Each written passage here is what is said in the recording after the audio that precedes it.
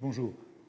Vous venez d'entendre le début de l'émission Lecture pour tous du 25 mars 1964, émission dont je vous ai déjà parlé, où on défilé toutes les personnalités dont nous parlons, interrogées le plus souvent par Pierre Dumayet, que vous avez vu aujourd'hui. Alors j'ai un petit peu bouleversé l'ordre de ces cours en raison de ce que Gérard Genette nous a dit la semaine passée.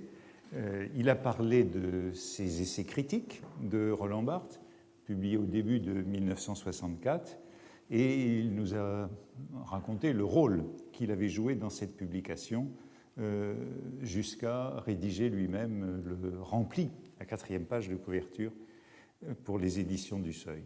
Alors, ce n'était pas de ça dont je comptais vous parler aujourd'hui, mais comme je ne vous ai pas indiqué de plan, au fond, ça n'a pas beaucoup d'importance. Je voudrais aborder l'actualité de l'année 1965-1966 du point de vue de Roland Barthes et donc évidemment de la querelle qui l'a opposé à Raymond Picard et qui a occupé toute la saison, puisque Raymond Picard a publié Nouvelle critique aux nouvelles impostures à l'automne de 1965, que la réponse de Roland Barthes, Critique et vérité, a été publiée au début de 1966 et que pendant toute l'année, la presse a beaucoup parlé de cela, de cette querelle, de cette controverse. Où en était Barthes en 1965-1966 ?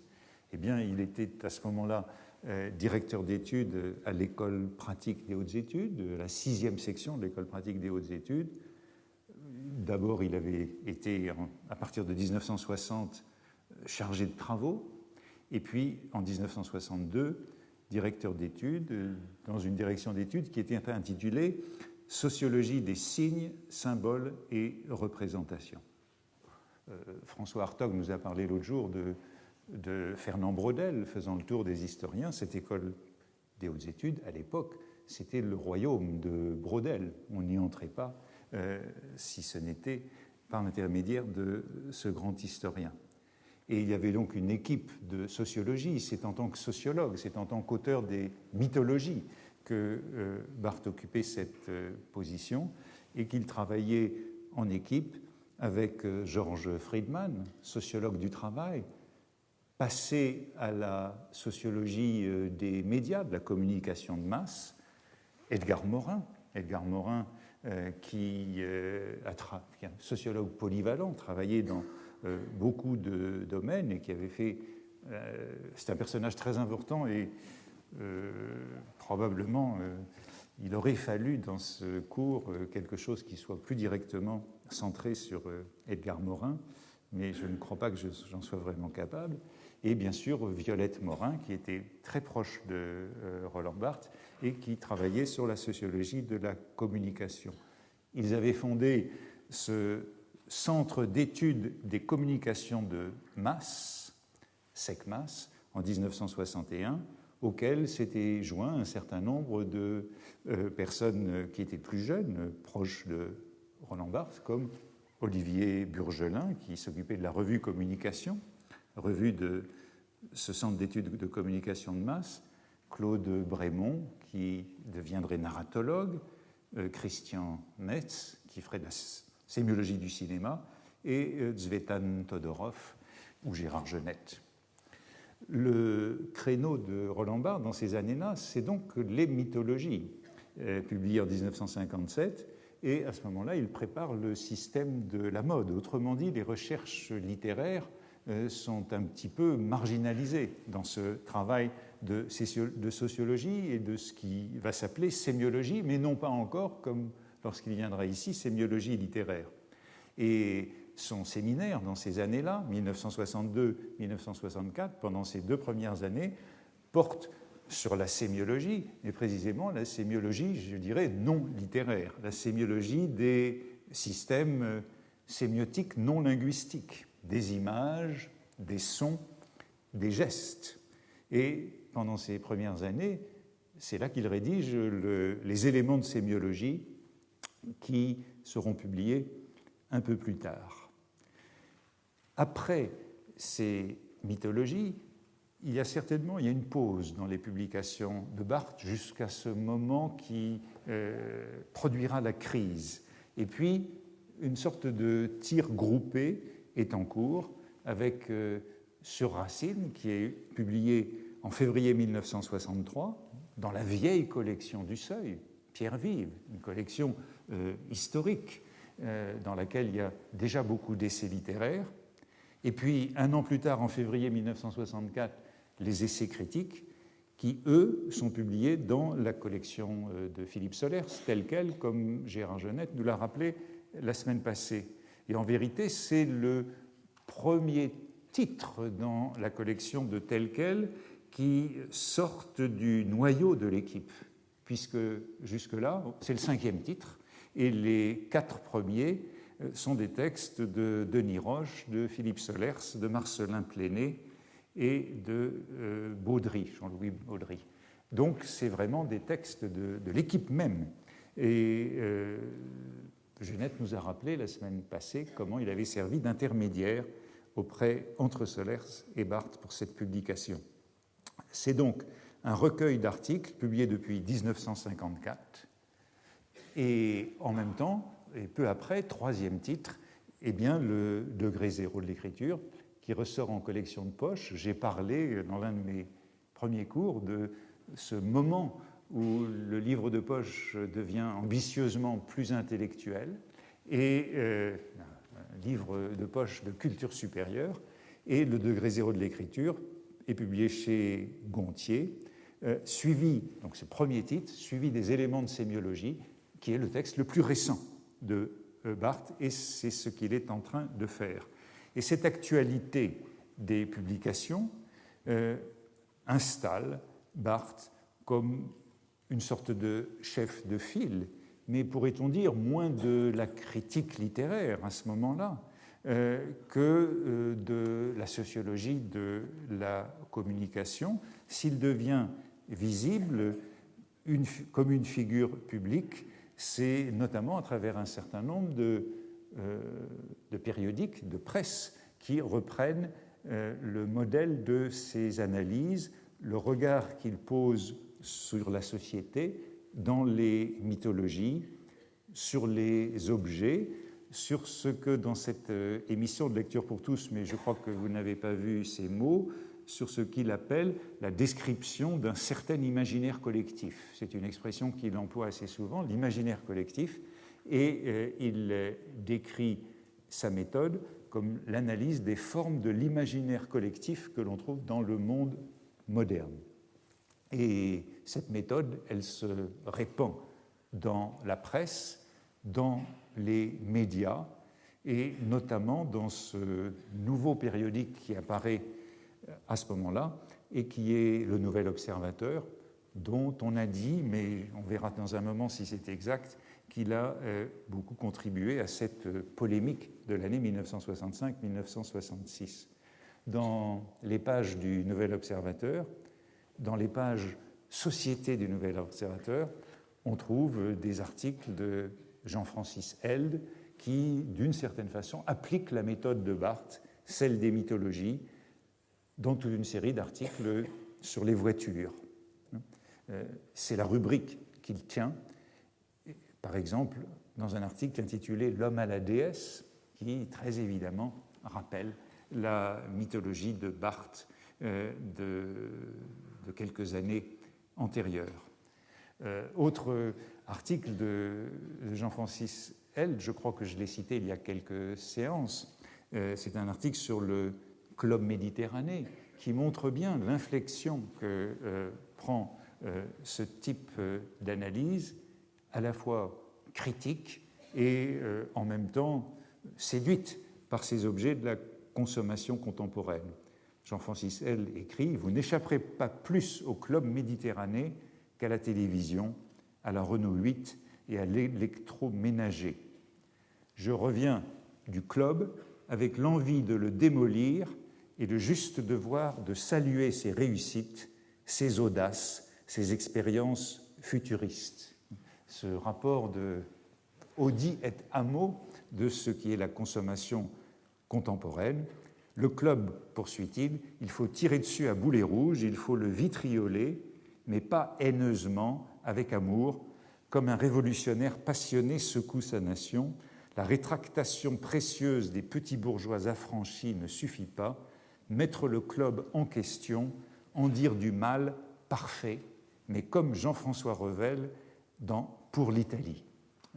Et il est intéressant de retrouver Jean-François Revel que j'ai cité la semaine passée à propos de l'autre article paradoxal sur la biographie de Proust par Painter.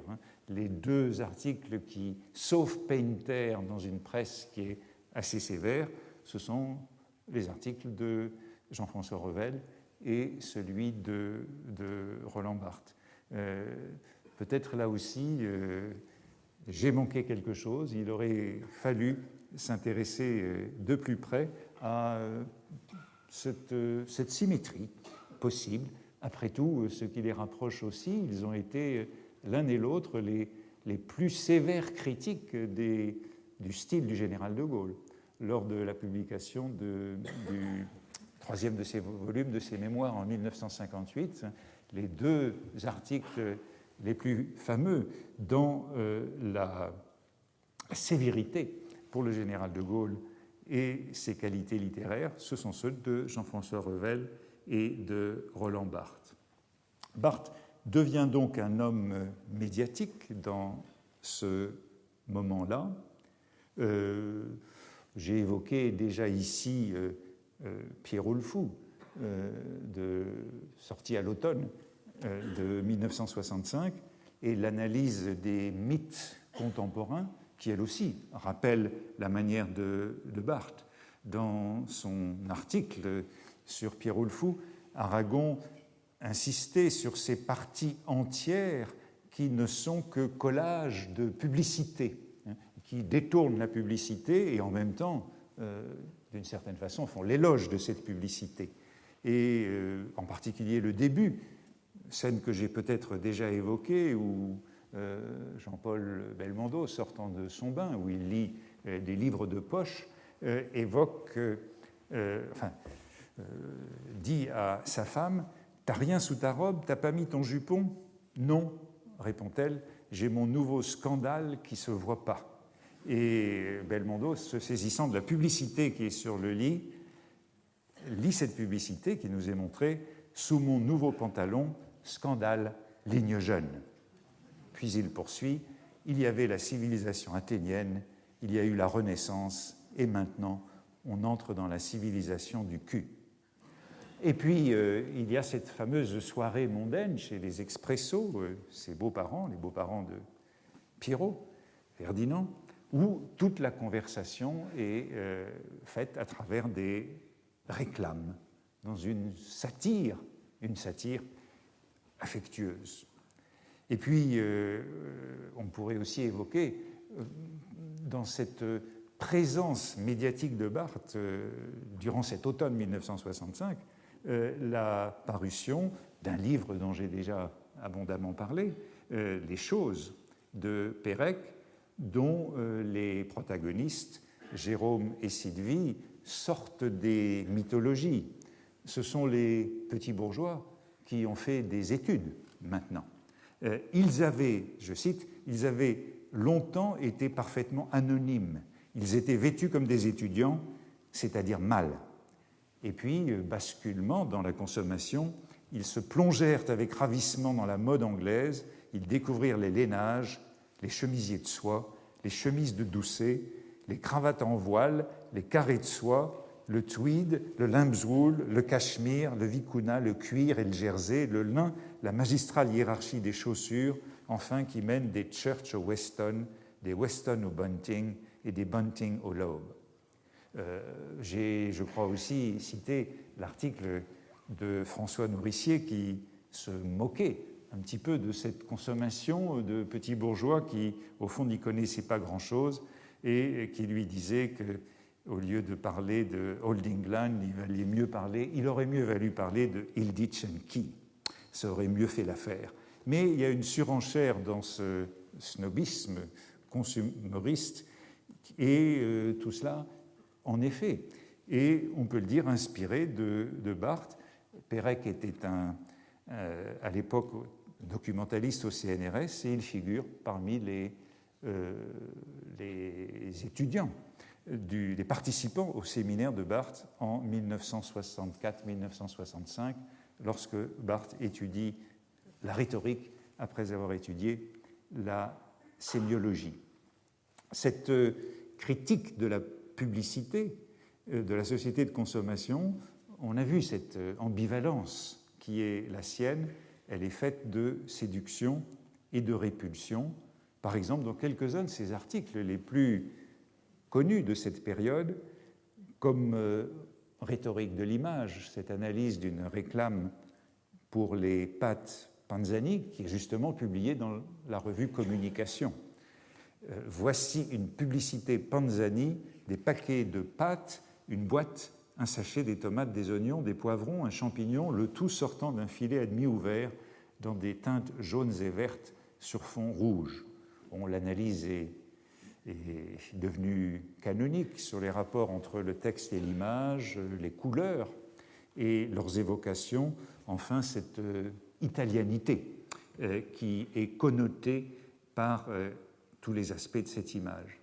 J'ai à plusieurs reprises déjà évoqué le roman de Simone de Beauvoir de la même année, Les belles images, qui se passe aussi dans le milieu de la publicité et où, de manière intéressante, on retrouve à peu près la même analyse d'une publicité marquée par l'italianité.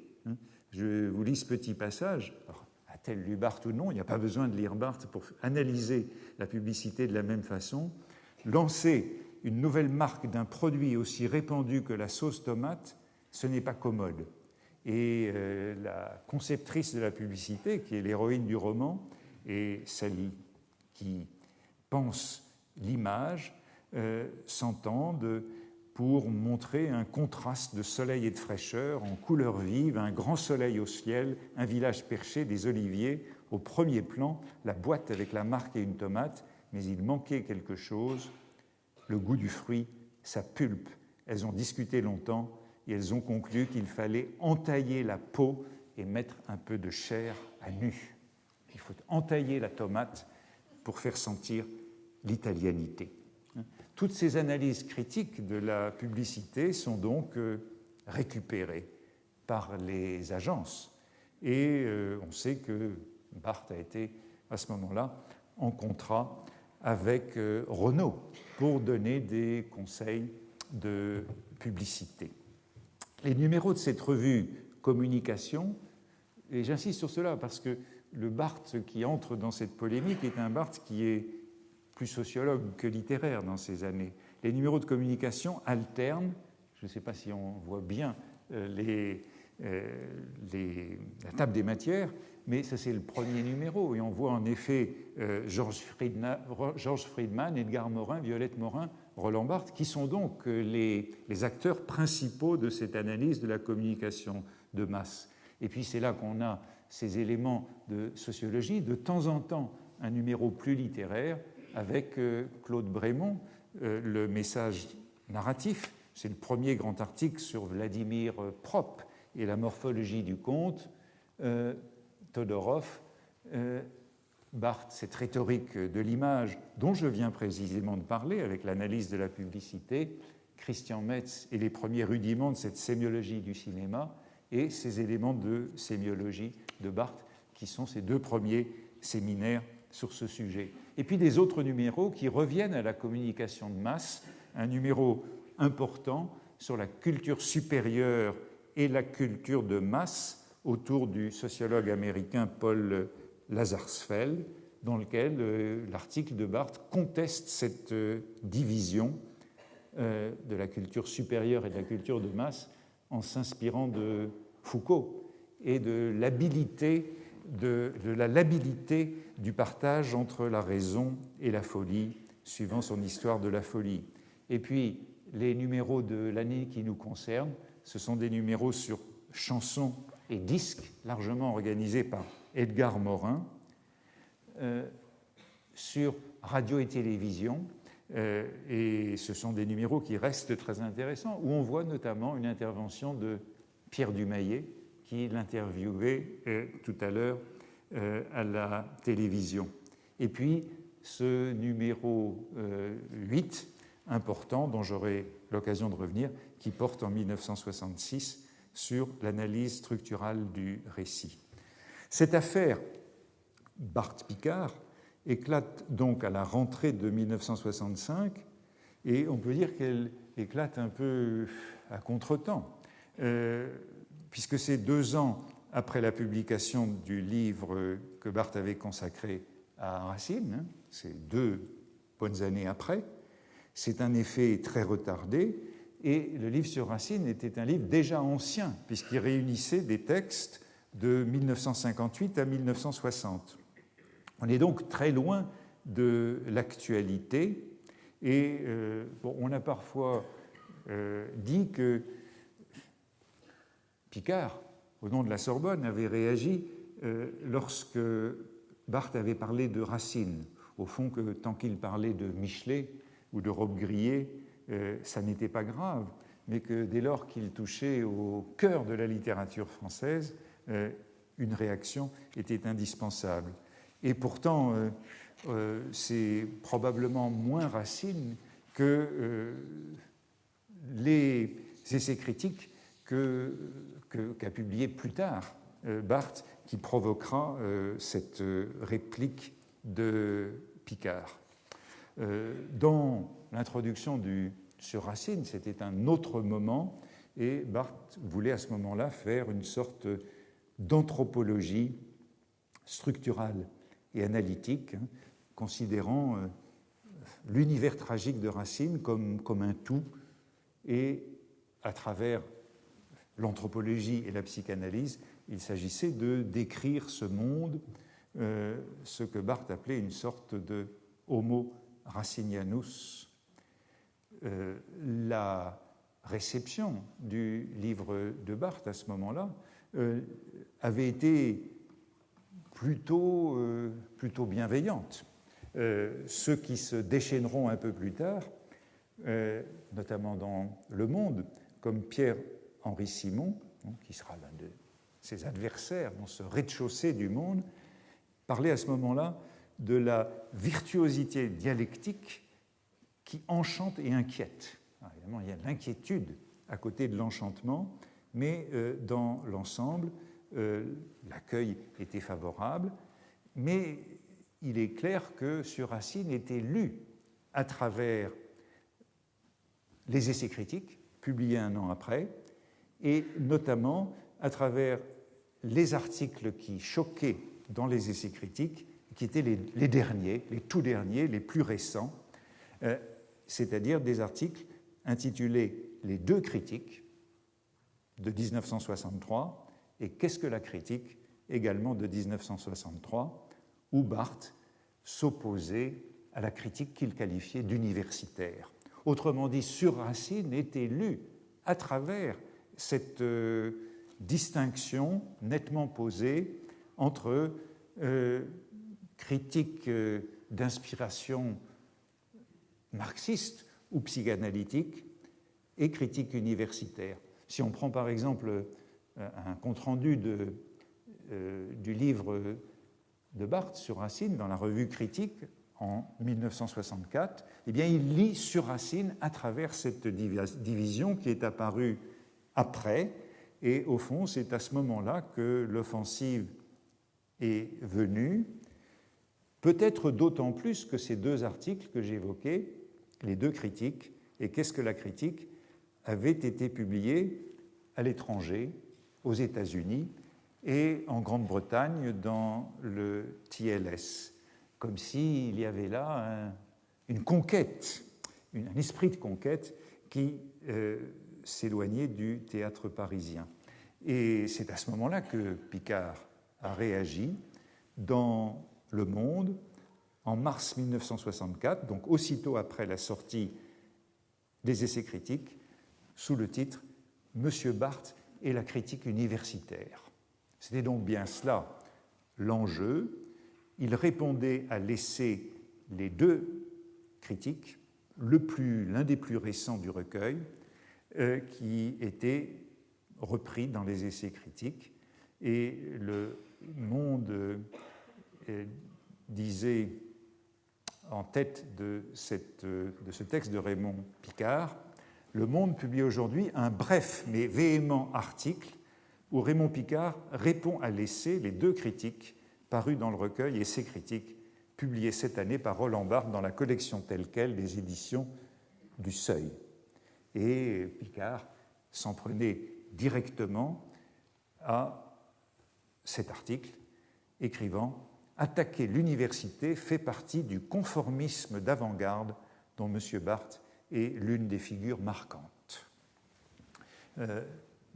Barthes réagit presque aussitôt dans un entretien qui est publié dans ce qui est encore France Observateur, et c'est déjà une réponse. Le chapeau de l'entretien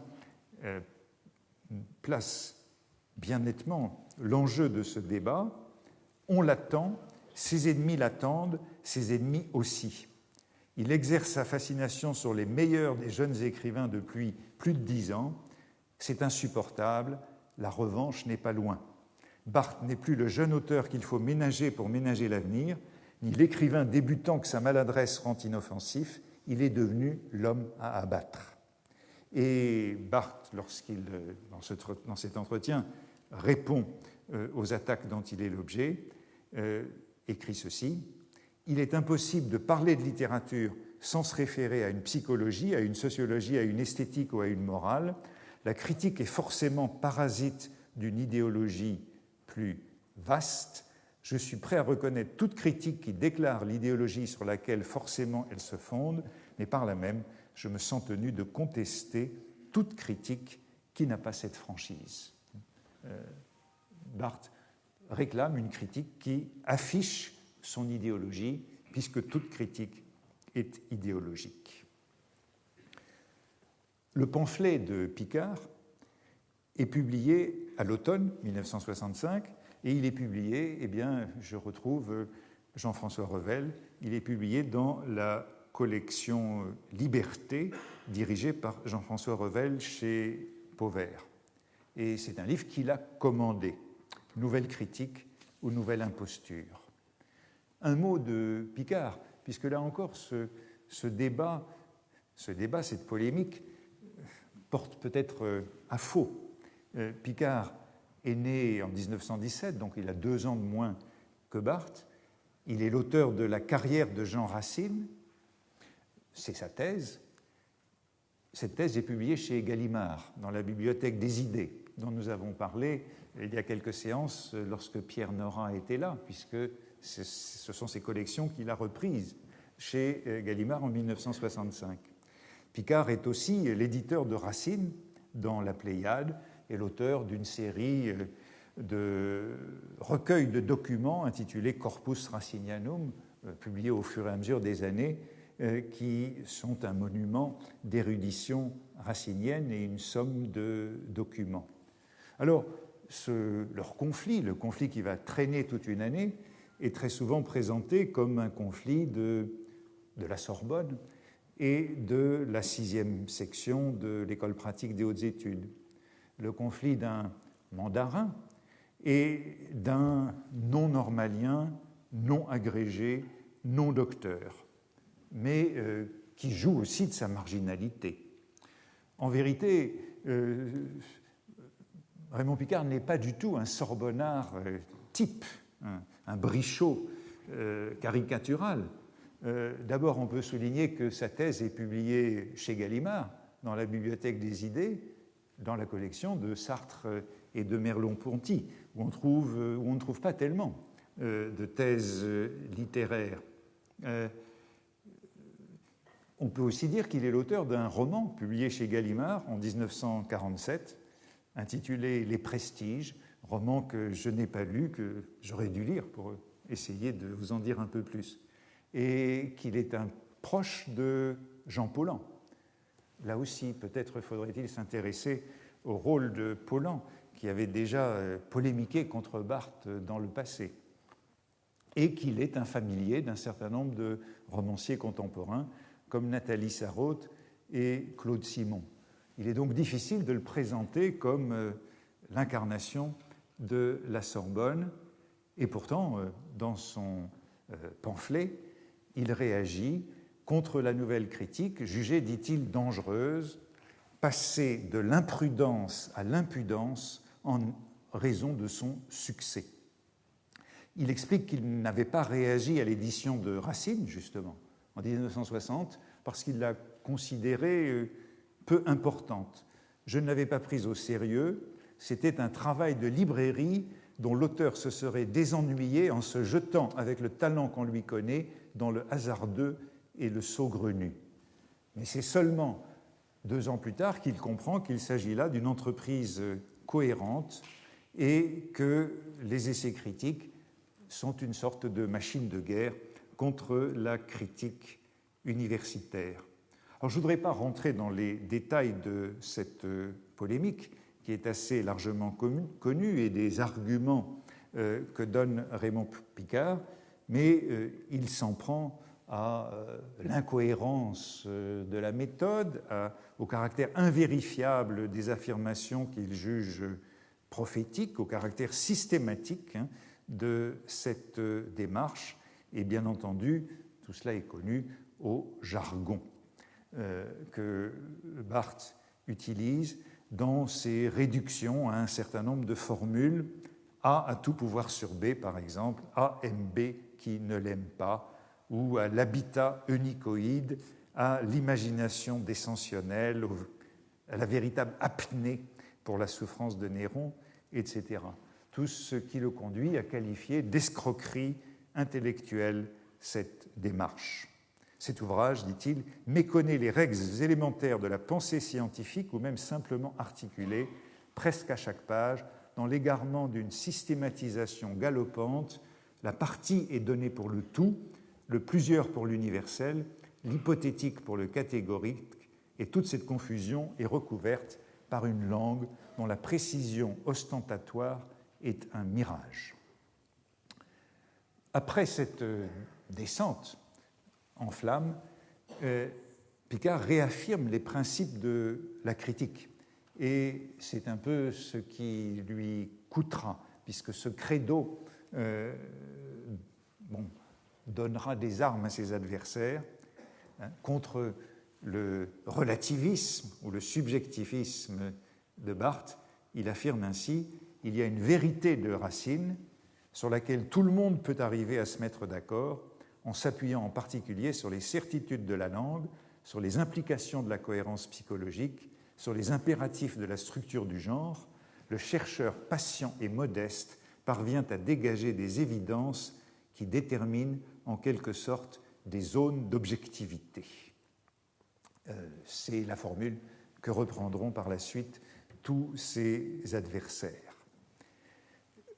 Mais selon Picard, dans cette lutte factice entre nouvelle critique et critique universitaire, l'université n'a pas attendu Barthes pour prendre ses distances avec la critique biographique, la critique des sources, et réaliser une partie du programme que Barthes appelle de ses voeux, notamment après Lucien Febvre, d'une critique des mentalités. Barthes, dit-il, ne connaît pas la critique universitaire lorsqu'il l'a réduit à un lansonisme appauvri, un fantôme qu'il a suscité pour le pourfendre. Évidemment, Picard revendique, lui, ce nouveau lansonisme, cette nouvelle histoire littéraire dans son livre sur Racine. C'est pourquoi le livre de Barthes est à ses yeux particulièrement dangereux et son influence doit être combattue sur les jeunes. Dernier point de ce livre, ou plutôt avant-dernier, Picard revendique pour lui-même le retour au texte.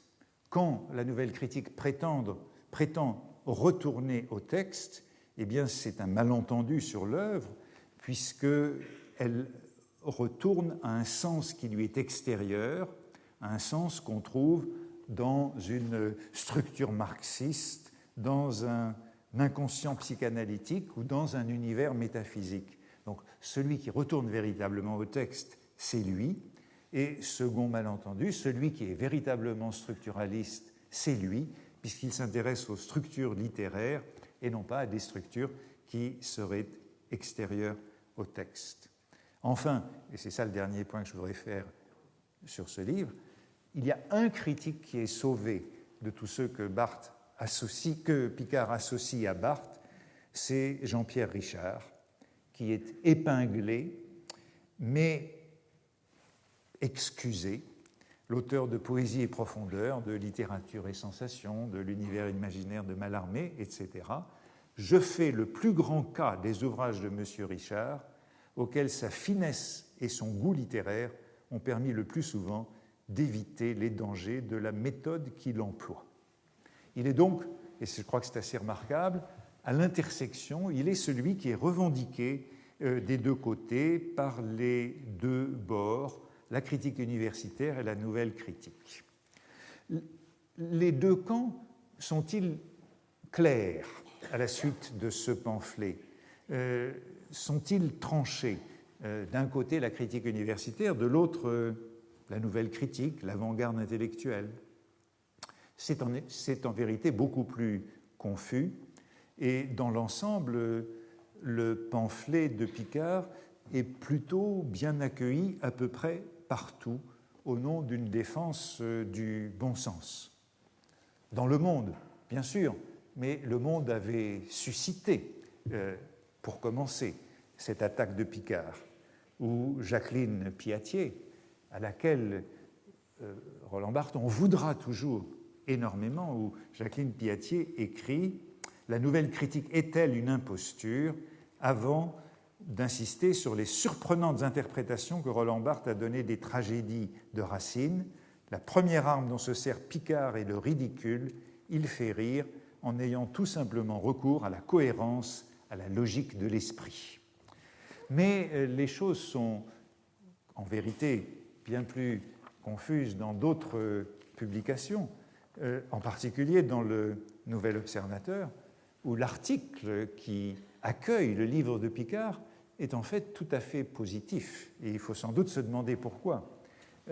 C'est un article du sociologue Jean Duvigneau, un ancien proche de Barthes dans le théâtre populaire dans les années 50. Jean Duvigneau est aussi le professeur de philosophie de Pérec. Et il vient de louer Pérec, ou il louera les choses de Pérec quelques semaines plus tard dans la même publication. Donc, a priori, il est complice. Mais en même temps, il est l'auteur d'un livre qui est publié dans la Bibliothèque des idées chez Gallimard, ce même automne de 1965, L'acteur, esquisse d'une sociologie du comédien. Et il écrit dans ce compte-rendu du livre de Picard le dernier débat de l'avant-garde. Autrement dit, c'est un débat, à ses yeux, interne à l'avant-garde.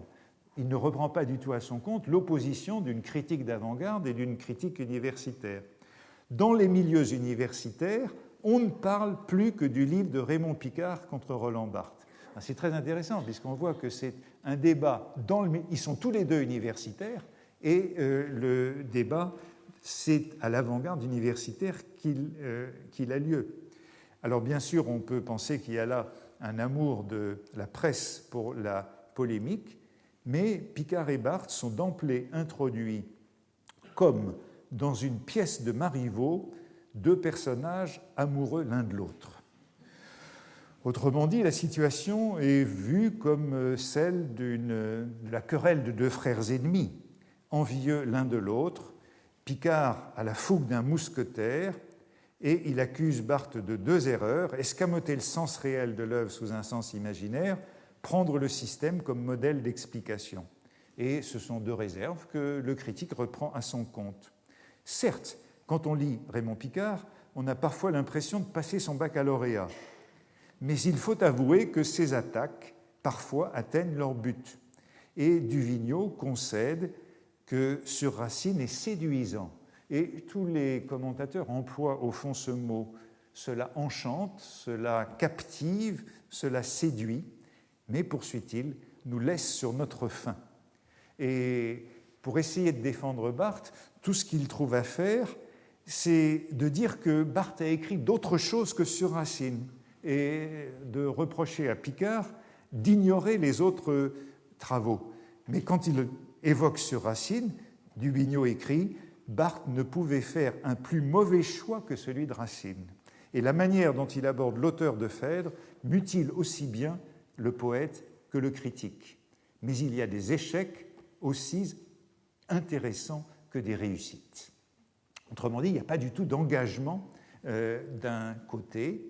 Et si on se demande pourquoi ce penchant pour Picard, eh bien, probablement parce que Raymond Picard, dans son livre sur Racine, La carrière de Racine, a fait une lecture sociologique de Racine. C'est une lecture qui interprète les efforts de Racine pour entrer dans le monde de la cour jusqu'au silence, une fois qu'il sera récompensé et qu'il y sera entré.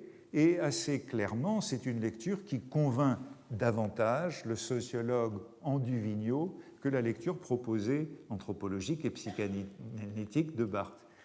Mais il est assez clair que Picard est un des leurs et non un ennemi.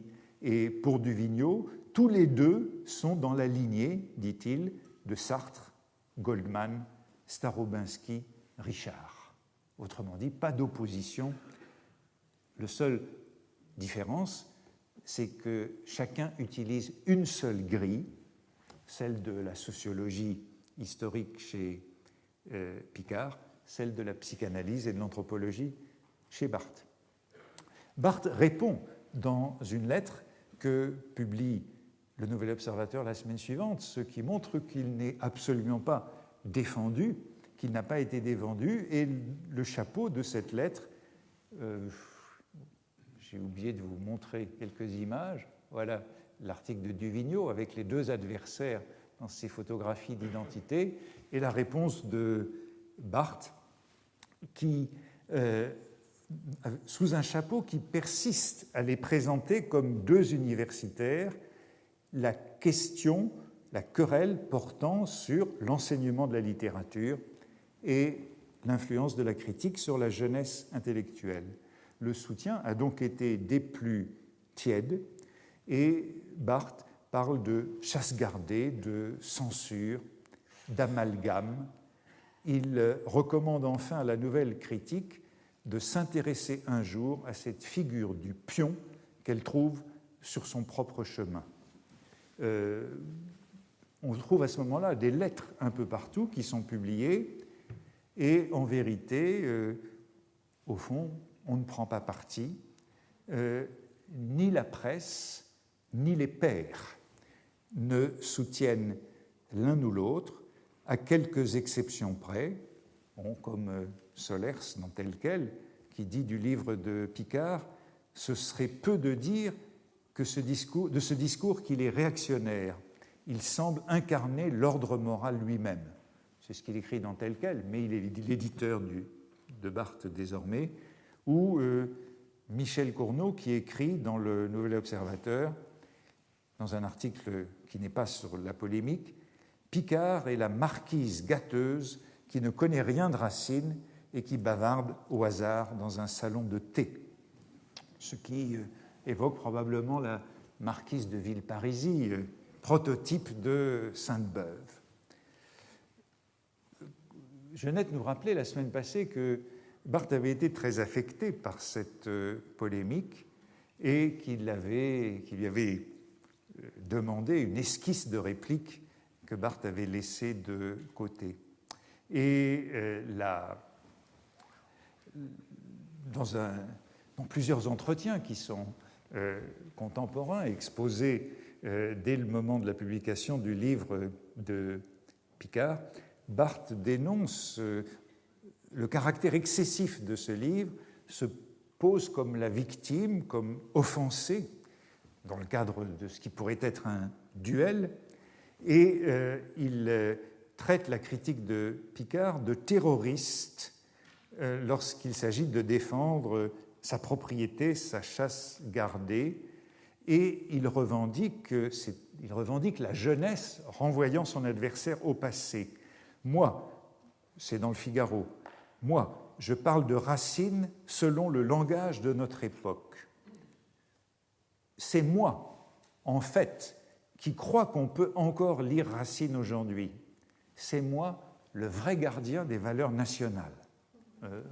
Défense assez intéressante, puisqu'elle fait appel à la défense du patrimoine et à la mise à valeur de ce patrimoine. En les faisant vivre, en les rajeunissant, je défends la littérature. Il est donc délirant de prétendre que la nouvelle critique n'aime pas la littérature. Au contraire, c'est l'ancienne qui ne l'aime pas. Et lorsqu'on lui demande « Vous jugez donc que votre influence sur les étudiants n'a rien de dangereux ?»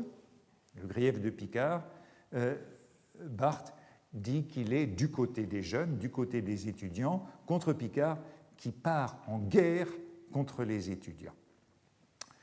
Quelques mots de Critique et vérité, qui est donc publié en février 1966, avec un bandeau « Faut-il brûler Roland Barthes ?» qui évoque le titre du livre notamment de Simone de Beauvoir sur Sade, un peu plus ancien.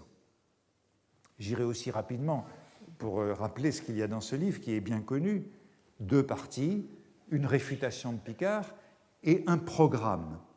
Et la réfutation est violente, au moins aussi violente que le texte de Picard, et elle est très politique. Barthes revendique en effet l'héritage de la libération, donc fait référence à la libération. Il se réclame de toute la tradition depuis le XIXe siècle de l'avant-garde persécutée. Il dénonce le retour offensif d'un certain obscurantisme et des rites d'exclusion qui ont quelque chose d'indéfectiblement politique. Il s'agit donc de pousser l'adversaire vers la droite et je dirais vers l'extrême droite, puisque Barthes écrit « La régression se fait aujourd'hui honteuse, tout comme le capitalisme », avec une référence à Tixier-Vignancourt, qui vient d'être le candidat de l'extrême droite à l'élection présidentielle de décembre 1965. C'était Barthes qui parlait d'amalgame qu'on avait exercé contre lui, mais l'adversaire est repoussé vers cette extrême droite dans un ton assez grandiose. Ce qui n'est pas toléré, c'est que le langage puisse parler du langage. Cette ancienne critique est donc assimilée à une critique endoxale, à une critique de masse, dit-il, qui relève de la consommation à l'échelle de la communauté culturelle. On connaît les griefs que Barthes formule à l'égard de cette critique, c'est l'objectivité, le goût, la clarté.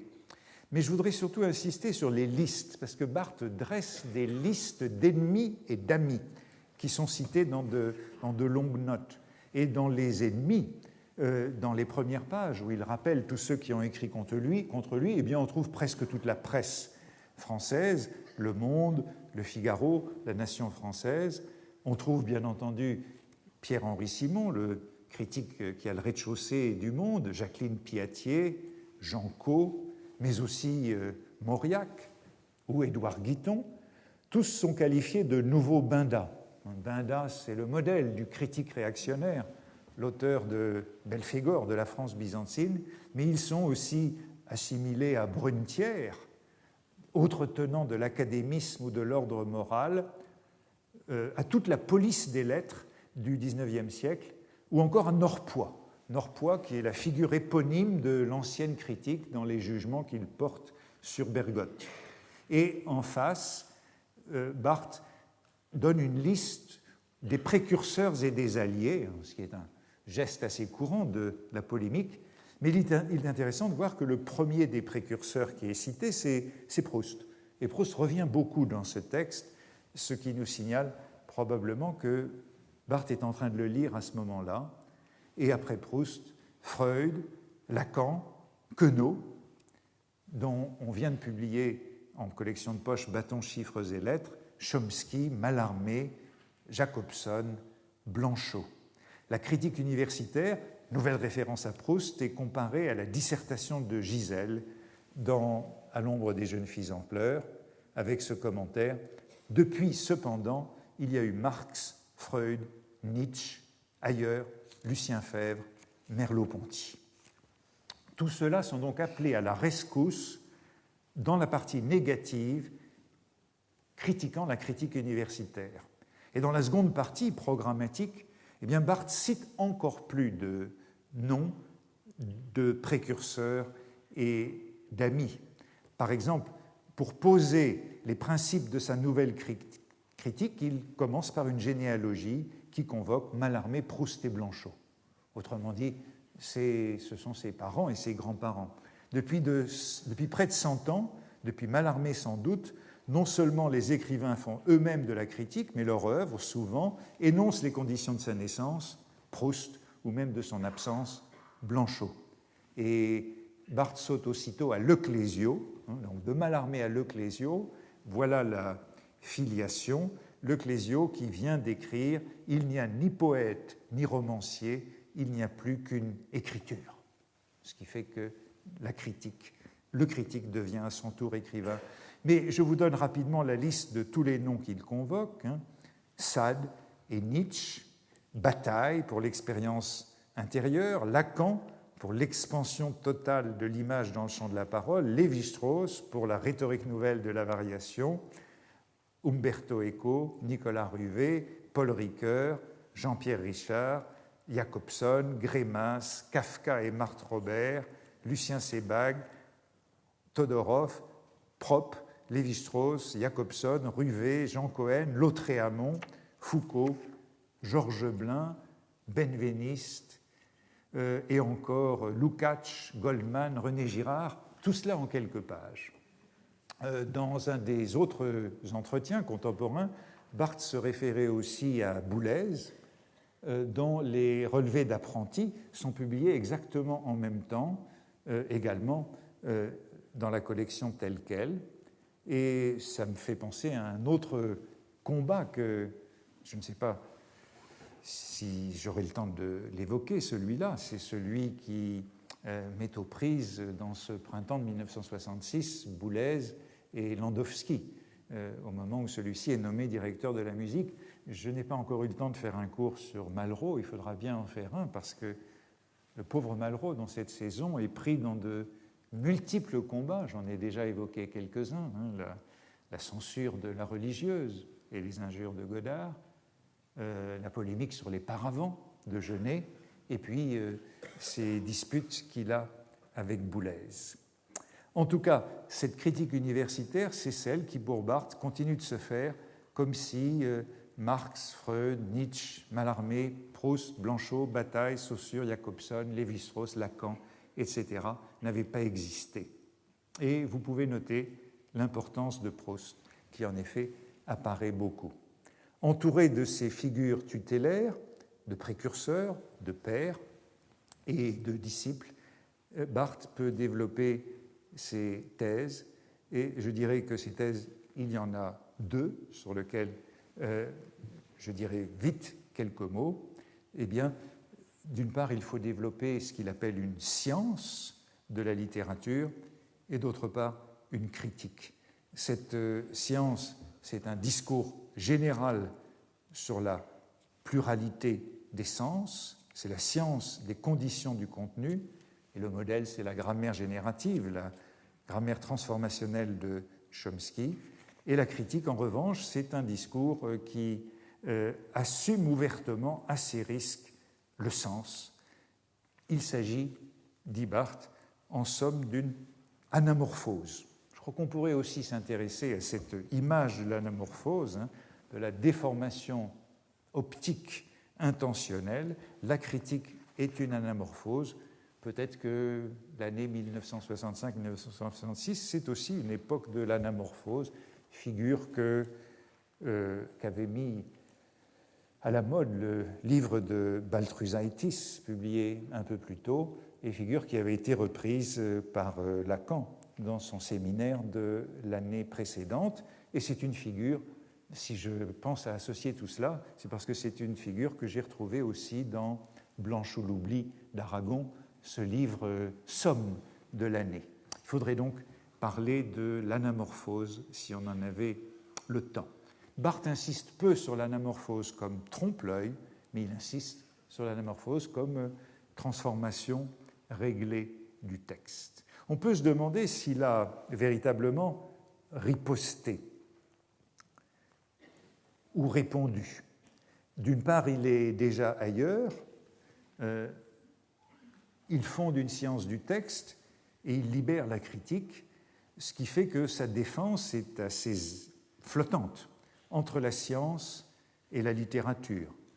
Mais c'est une attitude qu'il pourra revendiquer, notamment quand il se réclamera de la chauve-souris qui dit « Je suis oiseau, voyez mes ailes, je suis souris, vive les rats ». Il y a donc la revendication d'une double légitimité du savant et de l'écrivain, à moins que ses adversaires lui fassent valoir que ces deux légitimités s'annulent. En tout cas, la presse s'enflamme à nouveau, mais je dirais que de nouveau, elle tente à les renvoyer dos à dos, y compris dans le Nouvel Observateur, où on demande lequel des deux est le plus universitaire. Le plus académique est sans aucun doute Barthes. Il n'élève pas la voix, il ne se veut pas polémiste. Et on poursuit en disant son œuvre, son Sur Racine est une œuvre à bien des égards contestable, qui n'est pas la mieux venue de l'auteur du degré zéro de l'écriture. Donc personne n'ira jusqu'à le défendre.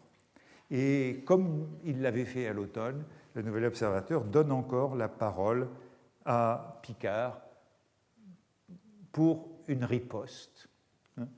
Et c'est finalement lui qui a le dernier mot, qui anéantit Critique et Vérité en montrant que Barthes se renie lui-même et n'est plus fidèle à ses propres positions. Comment conclure ? Eh bien, j'aurais encore beaucoup de choses à dire que je n'ai pas eu le temps de dire, et notamment, j'aurais voulu parler de la réaction de Bourdieu, parce qu'il y a un texte de Bourdieu sur cette polémique qui est très intéressant, qui se trouve dans le numéro des Temps modernes dont nous avons déjà parlé, le numéro des Temps modernes sur les problèmes du structuralisme, qui sera publié en novembre 1966. Et pour Bourdieu, cette polémique est au cœur de la définition de ces concepts les plus importants de l'époque, ceux de champ culturel et de projet créateur. Ils sont définis à partir de cet exemple. Dans cet article, Bourdieu montre que les contenus de cette polémique n'ont pas d'importance. Ce qui compte, c'est les positions. Ce sont les positions de l'un et de l'autre dans le champ intellectuel. Ils sont au fond solidaires, complices. Le modèle de cette théorie sociologique du champ intellectuel, c'est le conflit de Barthes et de Picard, vu comme une lutte pour le pouvoir entre anciens et nouveaux. C'est le débat, dit-il, qui a opposé un des détenteurs du monopole du commentaire légitime des textes littéraires, Raymond Picard, au porte-parole des exégètes modernistes, Roland Barthes.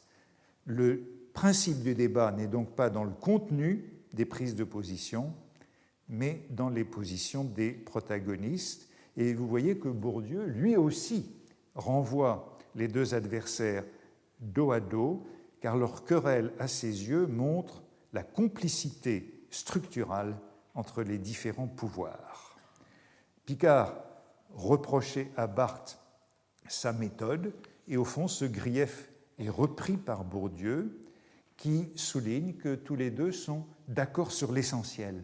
Au fond, pour Bourdieu, il n'y a pas de différence essentielle entre Barthes et Picard. Tous les deux sont d'accord sur le fait que la critique c'est de l'interprétation, même si leurs modèles sont différents, et ils sont tous les deux d'accord sur la défense du canon littéraire. Ils parlent de Racine, non de la culture de masse, en l'occurrence. Et Barthes n'écrivait-il pas « Il n'y a rien d'étonnant à ce qu'un pays reprenne ainsi périodiquement les objets de son passé ». Leur dispute souligne donc la concurrence entre deux légitimations, mais dans la complicité et nullement dans la véritable concurrence. L'un et l'autre se consolident ainsi. Chacun des deux camps trouve la meilleure justification de ses limites dans les limites de l'adversaire. Pour Bourdieu, l'intégrisme, position de Picard, est justifié dans sa soumission à la routine par les audaces et les délires du modernisme, tandis qu'en face, le modernisme, Barthes, puise dans l'archaïsme trop évident de l'intégrisme les justifications d'une novation à demi qui, en cumulant les libertés et les facilités, se voue à servir de base à une nouvelle routine académique. Vous voyez que l'un et l'autre, aucun n'est sauvé, puisqu'aux yeux de Bourdieu, tout ce que fait Barthes, c'est faire passer des produits de culture moyenne pour d'authentiques conquêtes de l'avant-garde. L'analyse, je ne sais pas si elle est acceptable, mais en tout cas, elle réduit totalement la querelle à une lutte pour le pouvoir dans l'indifférence au contenu, avec pour enjeu les jeunes, les étudiants. Gérard Genette nous rappelait la semaine passée que, à cette date, comme il disait, la critique littéraire se vendait comme des petits pains. C'était sa phrase. Eh bien, le livre de Picard s'est vendu à 50 000 exemplaires en 1965-1966, et c'est en effet la meilleure vente de cette collection de Jean-François Revel. J'arrêterai là pour aujourd'hui, mais il y aurait évidemment encore beaucoup à dire sur cette polémique, et notamment sur l'interprétation de Bourdieu.